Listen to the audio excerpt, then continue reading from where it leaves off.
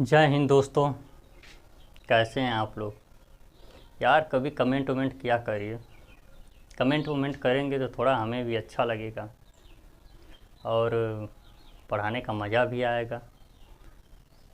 जो भी चीज़ें हैं, जो भी सुझाव हो वीडियो से संबंधित, उसको थोड़ा सा आप लोग थोड़ा सा समय निकाल के एक बार जो है ज़रूर कमेंट कर दिया करिए। और मैं ये नहीं कहूँगा कि आप सारे वीडियो पे कमेंट करिए, क्योंकि आपके भी पास समय नहीं है, मुझे पता है। ठीक है, तो हमने पिछली क्लास में जो है भारतीय संविधान के भाग 2 अनुच्छेद 5 से 11 पे चर्चा की थी, जो हमारी टॉपिक नागरिकता से संबंधित थी। ठीक है, तो उसमें हमने जो है नागरिक किसे कहते हैं, नागरिकता क्या होती है, इस पे चर्चा की थी। और अनुच्छेद 5 से लेके 11, ठीक है, अनुच्छेद 5 क्या था? तो अनुच्छेद 5 हमारा था कि संविधान के प्रारंभ पर नागरिकता। अनुच्छेद 6 था कि पाकिस्तान से जो लोग भारत चले आए हैं उनके लिए नागरिकता का क्या प्रावधान है, उसके बारे में चर्चा की गई थी।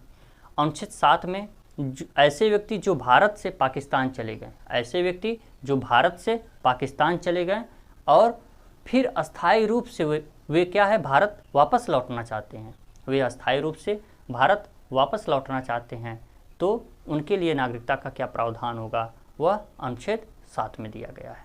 अनुच्छेद 8 क्या था? तो ऐसे भारतीय मूल के व्यक्ति जो विदेशों में निवास कर रहे हैं, ठीक है, विदेशों में निवास कर रहे हैं या विदेश चले गए हैं। ठीक है, कैसे चले गए थे? तो जैसे जब देश आज़ाद नहीं था तो उस समय अंग्रेज़ों के द्वारा जो है श्रम दोहन हेतु जो है एक देश से दूसरे देश उनको ले जाया जाता था। तो भारत से ऐसे ही बहुत से लोग जो है पलायन करके एक देश से दूसरे देश चले गए, मतलब भारत से दूसरे देश चले गए, तो उनके लिए जो नागरिकता का प्रावधान किया गया, उनके बच्चों के लिए जो नागरिकता का प्रावधान किया गया, वह जो है अनुच्छेद 8 में किया गया। अनुच्छेद 9 क्या था? तो अनुच्छेद 9 कि किसी भारतीय व्यक्ति के द्वारा किसी दूसरे देश की नागरिकता अगर ग्रहण की जाती है उसके द्वारा, तो उसकी भारतीय नागरिकता क्या हो जाएगी, समाप्त हो जाएगी, क्योंकि भारतीय एकल नागरिकता वाला देश है। क्योंकि भारत में आप जानते हैं कि एक ही नागरिकता प्राप्त होती है, इसलिए जो है भारत के संविधान में यह प्रावधान है कि कोई भी भारतीय व्यक्ति अगर विदेश में नागरिकता, किसी विदेशी देश का नागरिकता ग्रहण करता है तो ऐसी स्थिति में उसकी भारतीय नागरिकता समाप्त हो जाएगी। ठीक है, अनुच्छेद 10 नागरिकता के अधिकार का बना रहना। तो कहने का मतलब ये है कि किसी भी व्यक्ति या संस्था के द्वारा आपके नागरिकता के अधिकार को समाप्त नहीं किया जा सकता है, केवल भारतीय संसद ही आपके नागरिकता के अधिकार में क्या है, बदलाव कर सकती है, उसे समाप्त कर सकती है। अनुच्छेद 11 क्या है? तो भारतीय संसद को, ठीक है, या संसद को यह अधिकार दिया गया है कि जो नागरिकता में नियम बनाने हैं, ठीक है, उसमें जो परिवर्तन करने हैं, ठीक है, परिवर्तन करने हैं, इन सारी चीज़ों में जो है वो क्या कर सकती है, मतलब नागरिकता से संबंधित सारी चीज़ों में परिवर्तन कर सकती है, बदलाव कर सकती है, ठीक है, उसमें कुछ ऐड कर सकती है। तो ये सारे अधिकार अनुच्छेद 11 के तहत संसद को दिए गए हैं। तो यहाँ तक हमारी चर्चा हो गई थी।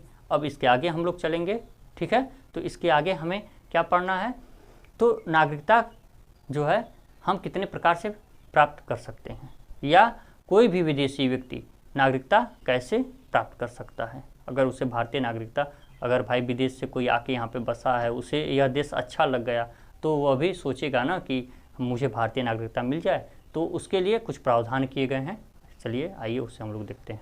तो सबसे पहले हम लोग देख लेते हैं भारतीय नागरिकता अधिनियम 1955, ठीक है, भारतीय नागरिकता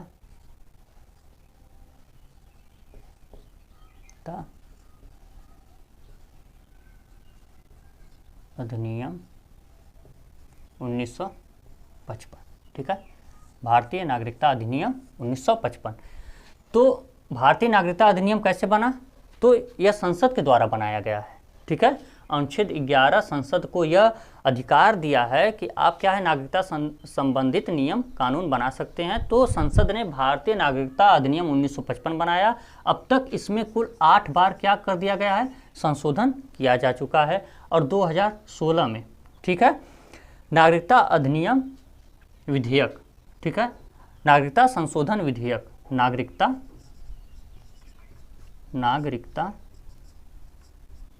संशोधन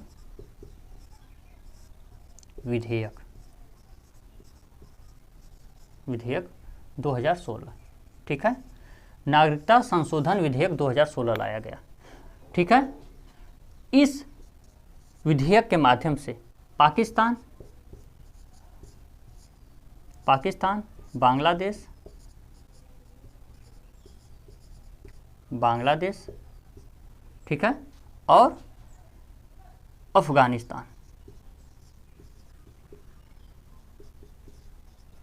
अफगानिस्तान में रहने वाले अल्पसंख्यक गैर मुसलमान, कहने का मतलब अल्पसंख्यक गैर मुसलमान, जो मुसलमान नहीं है, अर्थात क्या है, तो हिंदू हैं, बौद्ध हैं, जैन, ईसाई,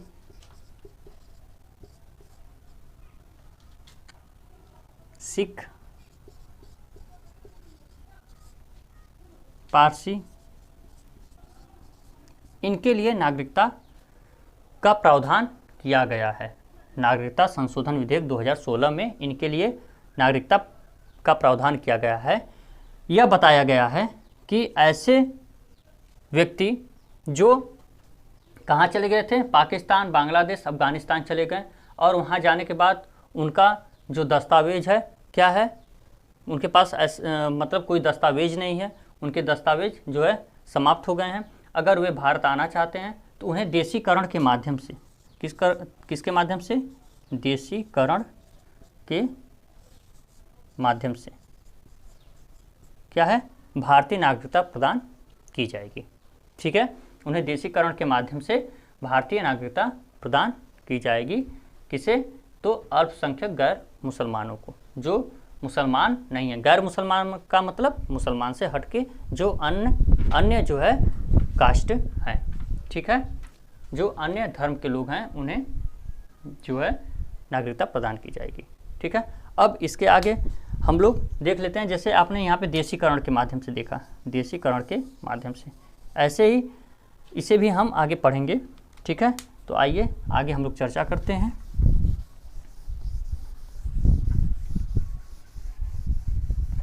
भारतीय नागरिकता कितने प्रकार से प्राप्त की जा सकती है, ठीक है।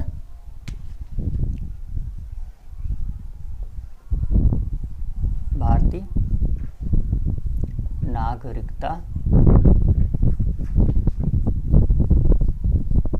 कितने प्रकार से प्राप्त की जा सकती है। भारतीय नागरिकता कितने प्रकार से प्राप्त की जा सकती है, तो यह हमें 5 प्रकार से प्राप्त की जा, तो यह हमें 5 प्रकार से प्राप्त होती है, 5 प्रकार से, ठीक है। 5 प्रकार में क्या क्या है, जन्म से नागरिकता, ठीक है, एक। दूसरा वंश परंपरा से, ठीक है। तीसरा पंजीकरण के द्वारा,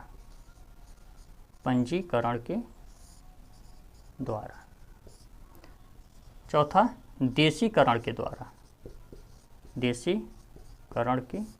द्वारा, पांचवा विदेशी क्षेत्र के अर्जन से, विदेशी क्षेत्र के अर्जन से, ठीक है।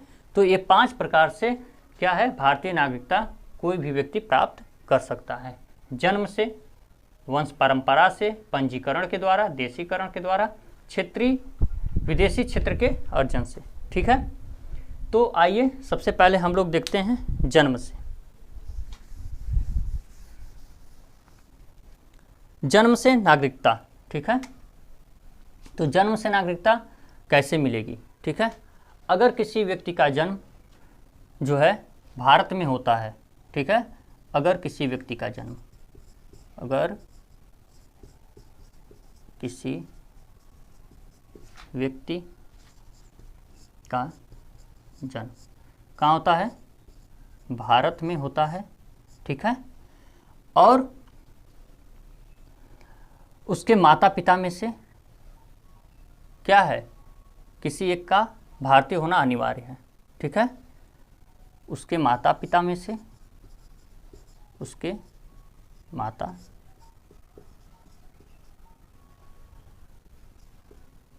पिता में से किसी एक का भारतीय होना क्या है, अनिवार्य है, किसी एक का भारतीय होना अनिवार्य है, ठीक है। तो जन्म से कैसे नागरिकता प्राप्त होगी, अगर किसी व्यक्ति का जन्म जो है भारत में होता है तो उसके माता पिता में से कोई एक भारतीय है तो उसे भारतीय नागरिकता जन्म के आधार पर मिल जाएगी। अगर दोनों हैं, माता और पिता दोनों भारतीय हैं, तब तो और अच्छी बात है। अगर माता पिता में से कोई भी एक भारतीय है तो उसे जन्म के आधार पर नागरिकता प्राप्त हो जाएगी। इसके दो अपवाद दिए गए हैं, तो इसको देख लीजिए। पहला जो है अपवाद क्या है, भारत में जन्म से जो है नागरिकता में यह विधि वहाँ लागू नहीं होगी, ठीक है, यह विधि वहाँ लागू नहीं होगी। इसके दो अपवाद दिए गए हैं, ठीक है। तो पहला अपवाद क्या है कि यह विधि जो है, यह विधि वहाँ लागू नहीं होगी,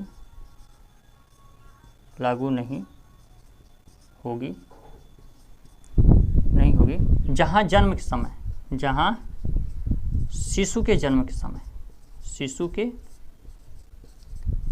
समय, ठीक है, यह विधि वहाँ लागू नहीं होगी जहाँ शिशु के जन्म के समय जो पिता है, ठीक है, पिता किसी विदेशी देश का या शत्रु देश का, किसी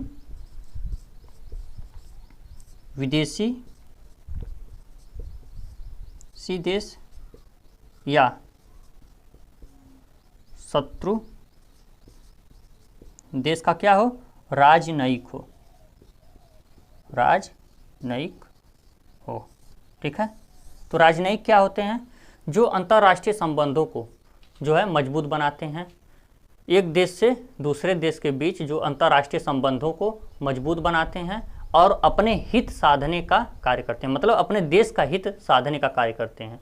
तो अगर कोई व्यक्ति जो है, राजनयिक का मतलब समझ में आ गया, अगर कोई व्यक्ति क्या है, अगर कोई व्यक्ति किसी दूसरे देश का क्या है, राजनयिक है, और उसके बच्चे का जन्म अगर भारत में होता है, तो अगर भारत सरकार को यह लगता है कि इसके बच्चे को, ठीक है, भारतीय नागरिकता नहीं देनी है, तो मना कर सकती है, क्योंकि वह शत्रु देश या किसी विदेशी देश के साथ अपने संबंध जो है अच्छे कर रहा है या उस देश के लिए काम कर रहा है, न कि अपने देश के लिए काम कर रहा है, ठीक है। दूसरी चीज़ क्या है कि शत्रुओं के अधीन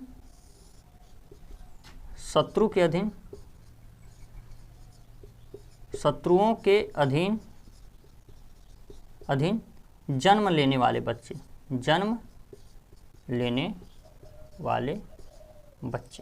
ठीक है, शत्रुओं के अधीन जन्म लेने वाले बच्चे।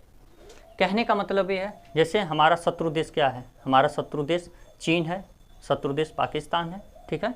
तो अगर चीन या पाकिस्तान जो है यह चाहते हैं कि किसी व्यक्ति के माध्यम से, जैसे अपने वहाँ से क्या किए, वो किसी व्यक्ति को भारत में भेज दिए और वह व्यक्ति गलत तरीके से जो है भारत में निवास किया और जो है फेक दस्तावेज जुटाया और उसके माध्यम से भारतीय नागरिकता ग्रहण कर ली और यहीं पे शादी कर लिया और जो है यहाँ पे बच्चे उसने पैदा किए। तो ऐसी स्थिति में क्या होगी कि शत्रु के अधीन, मतलब शत्रु देश के अधीन वह व्यक्ति है और किस देश के लिए काम कर रहा है, तो शत्रु देश के लिए काम कर रहा है, ठीक है। हो सकता है भारत में रह के वो आतंकवादी गतिविधियों को जो है आतंकवादी गतिविधियों का संचालन करता हो, ठीक है, भारत में फ्रॉड करता हो, भारत की एकता अखंडता को तोड़ने का प्रयास करता हो। तो ऐसी स्थिति में शत्रु के अधीन जन्म लेने वाला जो बच्चा होगा उसे भारतीय नागरिकता से वंचित किया जा सकता है। ठीक है, अब आगे हम लोग चलते हैं।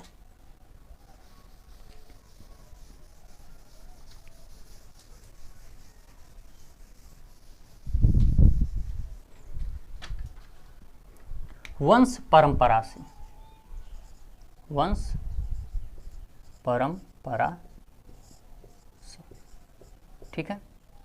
तो वंश परंपरा से नागरिकता का क्या मतलब है? ठीक है, वंश परंपरा से नागरिकता का क्या मतलब है? तो भारत के बाहर, ठीक है, तो वंश परंपरा से नागरिकता से क्या मतलब है? तो ऐसा व्यक्ति जिसका जन्म भारत से बाहर किसी अन्य देश में हुआ हो। ठीक है, ऐसा व्यक्ति जिसका जन्म भारत से बाहर, भारत से बाहर, बाहर किसी अन्य देश में, किसी अन्य देश में 26 जनवरी 1950 को कहने का मतलब है 26 जनवरी 1950 को अगर उसका जन्म हुआ है या उसके बाद या इसके बाद, इसके बाद, ठीक है। वंश परंपरा से मतलब है भारत से बाहर किसी अन्य देश में 26 जनवरी 1950 को या इसके बाद किसी व्यक्ति का जन्म अगर किसी अन्य देश में हुआ है, ठीक है, तो उसे क्या है, भारतीय नागरिकता प्रदान कर दी जाएगी।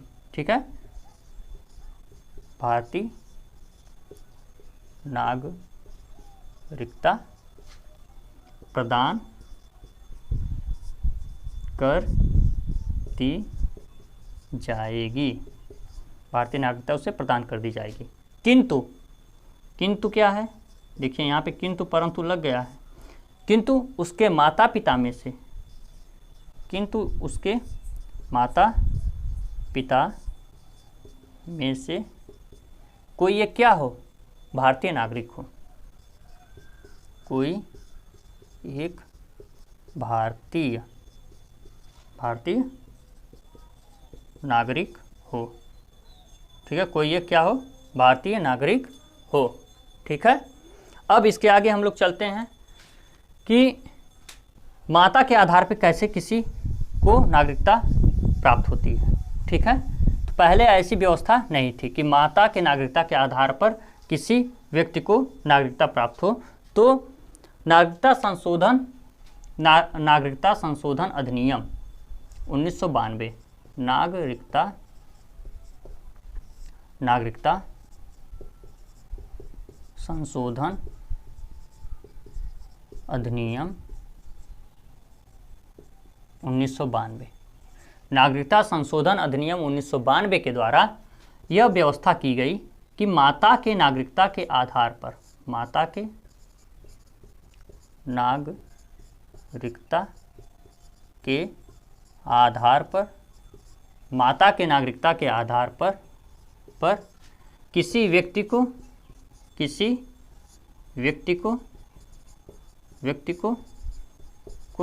भारतीय नागरिकता, किसी व्यक्ति को भारतीय नागरिकता प्रदान की जा सकती है, प्रदान की जा सकती है। ठीक है, कहने का मतलब है माता के नागरिकता के आधार पर किसी व्यक्ति को भारतीय नागरिकता प्रदान की जा सकती है। 1992 के पहले यह व्यवस्था नहीं थी। 1992 के बाद भारतीय नागरिकता संशोधन अधिनियम के द्वारा, ठीक है, भारतीय नागरिकता संशोधन अधिनियम के द्वारा 1992 में माता के नागरिकता के आधार पे भी किसी व्यक्ति को क्या है, भारतीय नागरिकता प्राप्त हो सकती है।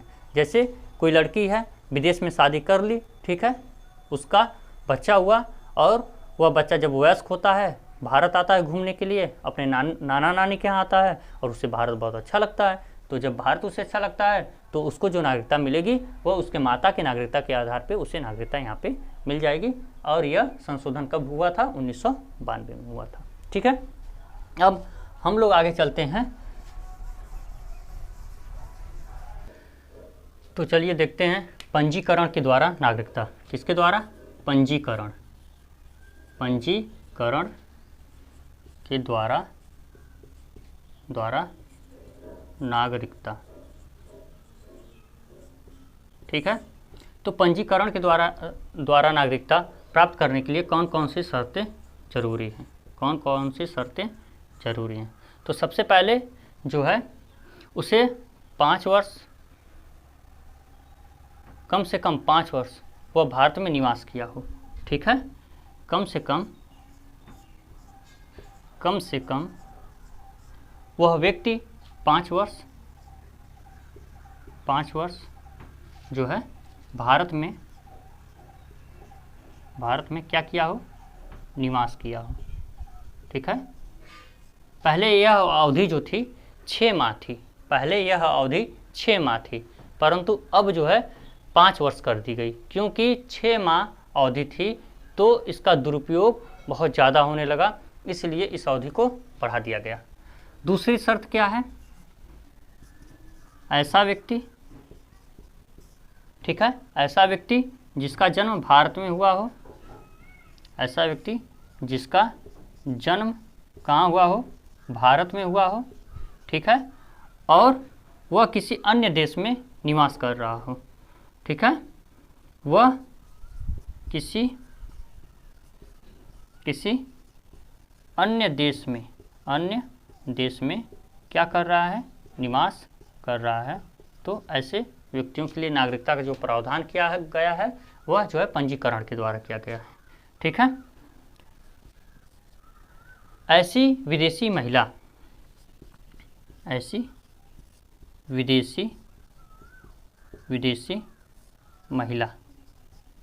ठीक है, ऐसी विदेशी महिला जो किसी भारतीय पुरुष से विवाह कर चुकी है। ठीक है, ऐसी विदेशी महिला जो किसी भारतीय पुरुष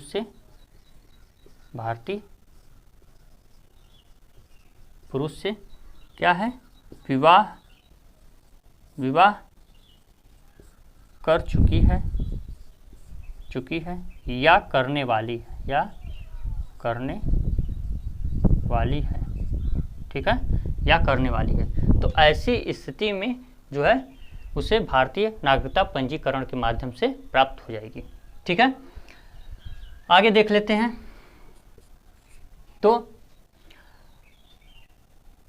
इनके अल्पवयस्क बच्चे, किसी भारतीय पुरुष से अगर किसी महिला ने विवाह कर लिया है तो उसे भी नागरिकता मिलेगी, और उनके जो अल्पवयस्क बच्चे होंगे, ठीक है, अल्पवयस्क बच्चे जो होंगे उन्हें भी भारतीय नागरिकता प्रदान की जाएगी। ठीक है, ऐसे राष्ट्रमंडल देश के नागरिक जो भारत में निवास करते हैं, या राष्ट्रमंडल देश के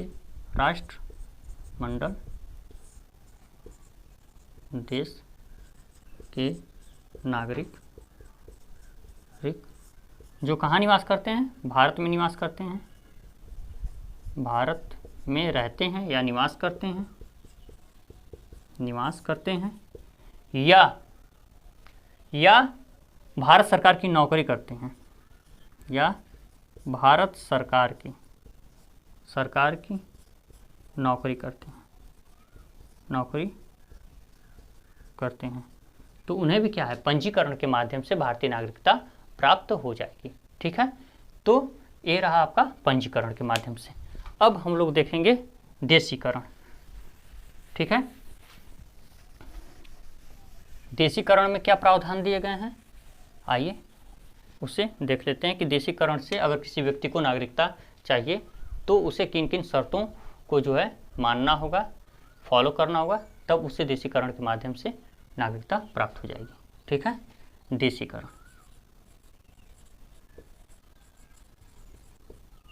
देशीकरण द्वारा नागरिकता। ठीक है, देशीकरण के द्वारा नागरिकता का अर्थ यह हुआ कि भारत सरकार यह चाहती है कि कोई व्यक्ति अगर देशीकरण के माध्यम से नागरिकता लेना चाहता है तो वह भारत में आके भारत को जाने, ठीक है, देशी बने। जैसे हम कहते हैं ना कि हमारे यहाँ कोई दूसरे देश से व्यक्ति आ जाता है तो हम उसे विदेशी कहते हैं। वैसे ही जब हम किसी दूसरे देश में जाते हैं तो उनके लिए हम विदेशी होते हैं। तो अगर कोई विदेशी व्यक्ति भारत आता है और भारत उसे अच्छा लगता है, भारत का नियम कानून उसे अच्छा लगता है, भारत देश अच्छा लगता है, भारत का एटमॉस्फेयर अच्छा लगता है, ठीक है, उसे लगता है कि नहीं अब यहीं पे हमें बस जाना है, यहीं पे हमें रहना है, ठीक है, अपनापन जो है भारत में उसे नज़र आता है, तो उसे जो है देशीकरण के माध्यम से कैसे नागरिकता मिलेगी, इसके लिए कुछ भारत सरकार ने शर्तें बनाई हैं। ये शर्तें ऐसी हैं कि उसे देशी रूप में मतलब भारतीय रूप में जो है उसके सोच को उसे जो है परिवर्तित करेगी। जब वह भारतीय रूप से भारतीय सभ्यता संस्कृति भारतीय जो है समाज में घुल मिल जाएगा, ठीक है, उसके लिए समय सीमा होगी, घुल मिल जाएगा, समझ बूझ लेगा, तो उसे भारतीय नागरिकता देशीकरण के माध्यम से प्राप्त हो जाएगी। तो आइए देखते हैं क्या क्या शर्तें दी गई हैं देशीकरण में, ठीक है। तो सबसे पहले यह बोला गया है कि जो विदेशी व्यक्ति है, जो विदेशी व्यक्ति है उसे अपने देश की नागरिकता त्यागनी होगी, ठीक है, अपने देश की नागरिकता को, अपने देश की नागरिकता का उसे क्या परित्याग करना होगा, उसे परित्याग करना होगा, ठीक है। जब वो अपने देश की नागरिकता का परित्याग कर लेगा तो उसके लिए दूसरी शर्त क्या निर्धारित की गई है, आइए इसे देखते हैं। तो उसके लिए दूसरी शर्त निर्धारित की गई है कि उस देश में भी जिस देश का वह विदेशी व्यक्ति है, मतलब जिस देश से वह विदेशी व्यक्ति आया है उस देश में भी क्या हो, भारतीय नागरिकता देशी माध्यम से दी जाती हो। मतलब किसको दी जाती हो, भारतीयों को, मतलब उसके देश में भी जो विदेशी व्यक्ति है ना उसके देश में भी क्या हो, भारतीयों को, किसको, भारतीयों को देशीकरण के माध्यम से, भारतीयों को देशीकरण के द्वारा उसके देश में भी भारतीयों को देशीकरण के द्वारा नागरिकता प्रदान की जाती हो, नागरिकता प्रदान की जाती हो, ठीक है, नागरिकता प्रदान की जाती हो।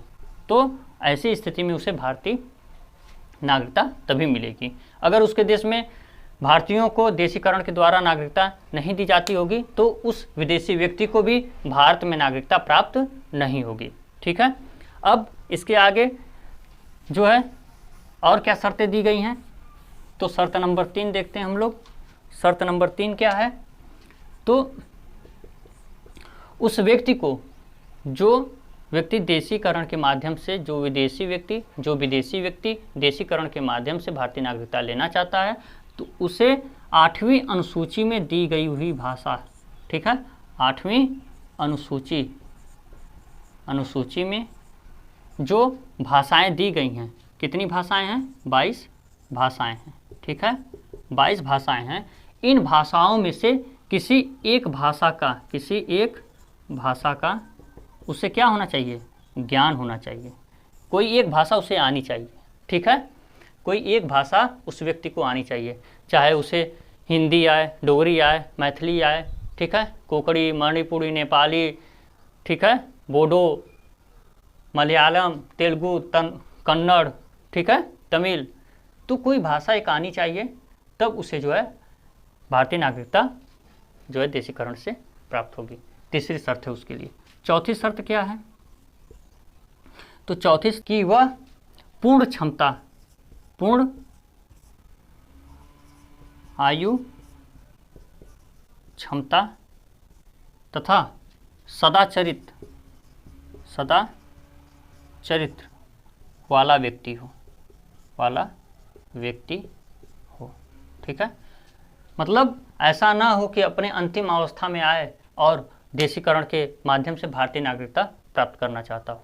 अंतिम अवस्था का मतलब कि मृत्यु के निकट हो, जैसे उसकी उम्र 60-70 साल हो गई हो, ठीक है, ऐसा नहीं होना चाहिए। मतलब पूर्ण आयु हो, कार्य करने की अच्छी क्षमता हो और सदा चरित्र हो, ठीक है। ऐसा ना हो कि वह भ्रष्टाचार की नीयत से जो है भारत की नागरिकता लेना चाहता हो, ठीक है, या देश की एकता और अखंडता को बाधित करना चाहता हो, ठीक है, देश की बंधुता को जो है वह तोड़ना चाहता हो, तो ऐसा ना हो, सदा चरित्र हो, ठीक है। उसके बाद 5वीं शर्त क्या है इसके लिए, तो भारतीय मतलब भारत के प्रति, ठीक है, भारत के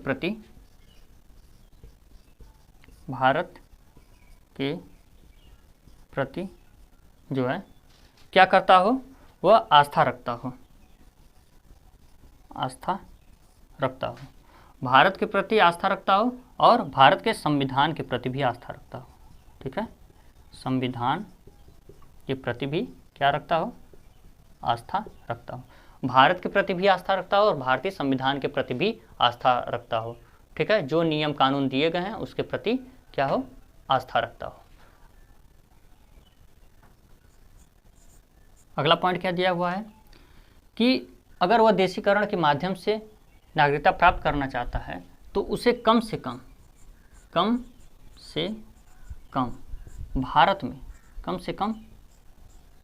भारत में 1 वर्ष पूरा हो चुका हो, 1 वर्ष पूरा हो चुका हो, तो यह है देशीकरण के द्वारा नागरिकता।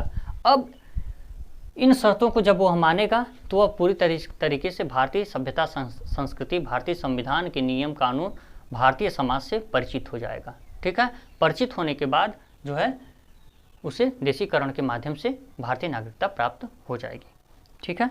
अब अगले पॉइंट पे आते हैं, 5वें पॉइंट पे, तो क्या है हमारा, विदेशी क्षेत्र के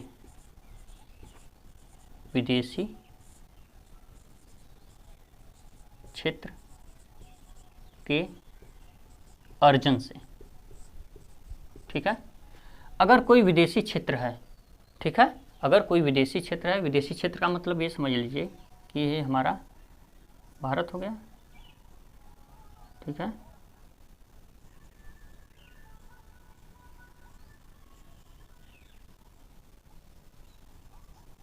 ठीक है। तो अभी जल्द में ही 3-4 साल पहले एक विधेयक लाया गया था जिसके माध्यम से ये बांग्लादेश है और बांग्लादेश के कुछ गांव को, ठीक है, भारत ने ले लिया और भारत के कुछ गांव को बांग्लादेश ने ले लिया। तो जो बांग्लादेश का क्षेत्र है वह भारत ने लिया, तो उस क्षेत्र में जो लोग क्या कर रहे हैं, निवास कर रहे हैं, इस क्षेत्र में जो लोग निवास कर रहे हैं वो क्या हो जाएंगे, भारत के नागरिक हो जाएंगे। इस क्षेत्र में जो लोग निवास कर रहे हैं, क्योंकि इस क्षेत्र को किसने ले लिया, भारत ने ले लिया। जब भारत के राज्य क्षेत्र में यह क्षेत्र शामिल हो गया तो इस क्षेत्र में निवास करने वाले व्यक्ति भारत के नागरिक हो जाएंगे। लेकिन यह भारत सरकार के ऊपर निर्भर करता है कि इन्हें भारतीय नागरिकता प्रदान करे या न करे। जब भारतीय नागरिकता प्रदान करेगी तभी ये भारत के नागरिक होंगे, ठीक है। तो विदेशी क्षेत्र के अर्जन से, तो ये क्या है, विदेशी क्षेत्र है, बांग्लादेश का क्षेत्र था, भारत ने लिया। ऐसे ही किसी भी क्षेत्र को, ठीक है, पाकिस्तान के क्षेत्र को, नेपाल के क्षेत्र को, ठीक है, किसी भी भूटान के क्षेत्र को, म्यांमार के क्षेत्र को, या भारत से जो पड़ोसी देश नहीं भी लगते हैं, ठीक है, जैसे अमेरिका के क्षेत्र हो गया, ठीक है, कनाडा का हो गया, तो कोई क्षेत्र भारत अगर खरीद लेता है, ठीक है, उसका अर्जन कर लेता है, भारतीय क्षेत्र में शामिल कर लेता है, तो अगर वहाँ पे जो लोग निवास कर रहे हैं उन्हें भारतीय नागरिकता क्या है, भारत प्रदान कर सकता है, तो विदेशी क्षेत्र के अर्जन से। ये रही आज की हमारी टॉपिक। मैं उम्मीद करता हूँ कि आपको ये टॉपिक अच्छी तरीके से समझ में आई होगी, ठीक है। और अगली टॉपिक हमारी जो है, किस प्रकार से भारतीय नागरिकता से आपको वंचित किया जा सकता है, भारतीय नागरिकता से कैसे किसी को कोई व्यक्ति भारतीय नागरिकता का परित्याग कर सकता है, इस पे जो है हमारी अगली टॉपिक रहेगी। और अगर यह वीडियो आपको अच्छी लगी हो तो वीडियो को ज़्यादा से ज़्यादा लाइक करिए, शेयर करिए, कमेंट करिए और बहुत ज़्यादा मुझे सपोर्ट करिए। आपकी सपोर्ट की मुझे ज़रूरत है। जय हिंद, जय भारत, थैंक यू।